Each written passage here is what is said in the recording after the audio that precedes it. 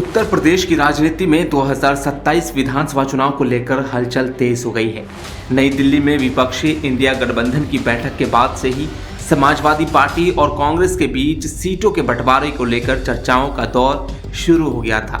अब दोनों दलों के बीच होने वाली बातचीत के कुछ अहम संकेत सामने आए हैं।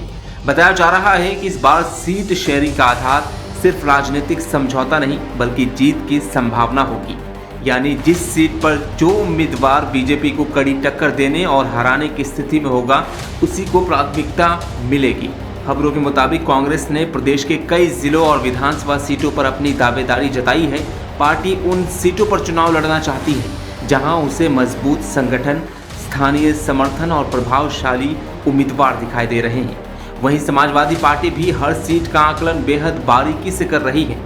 सिर्फ ये देखना काफ़ी नहीं होगा कि सीट किस पार्टी को मिलेगी, बल्कि ये भी देखा जाएगा कि उम्मीदवार कितना मजबूत है और वह बीजेपी के खिलाफ कितना प्रभावी मुकाबला कर सकता है। बताया जा रहा है कि सीटों पर फैसला करते समय उम्मीदवारों की लोकप्रियता, उसकी जीतने की क्षमता और इलाके के जातीय व सामाजिक समीकरणों को भी ध्यान में रखा जाएगा।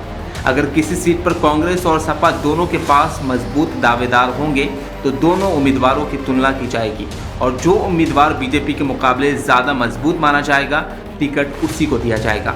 सपा का साफ कहना है कि गठबंधन का सबसे बड़ा लक्ष्य बीजेपी को सत्ता से बाहर करना है। ऐसे में सीट किस पार्टी के खाते में जाती है उससे ज़्यादा महत्वपूर्ण ये होगा कि मैदान में उतारा गया उम्मीदवार जीत दिलाने की क्षमता रखता है। उधर 2027 चुनाव को लेकर समाजवादी पार्टी अपनी स्ट्रैटेजी में बड़ा बदलाव भी करने जा रही है। पार्टी नहीं चाहती कि टिकट बंटवारे को लेकर नेताओं में नाराजगी या अंदरूनी कलह पैदा हो। इसी वजह से उम्मीदवारों के नाम चुनाव की घोषणा के काफी करीब तय किए जाने की तैयारी है। पार्टी का मानना है कि सही समय पर टिकट घोषित करने से प्रत्याशी को तैयारी का पर्याप्त मौका मिलेगा और भीतरघात जैसी समस्याओं को भी काफी हद तक रोका जा सकेगा। कुल मिलाकर उत्तर प्रदेश में विपक्षी दलों ने चुनावी बिसात बिछानी शुरू कर दी है।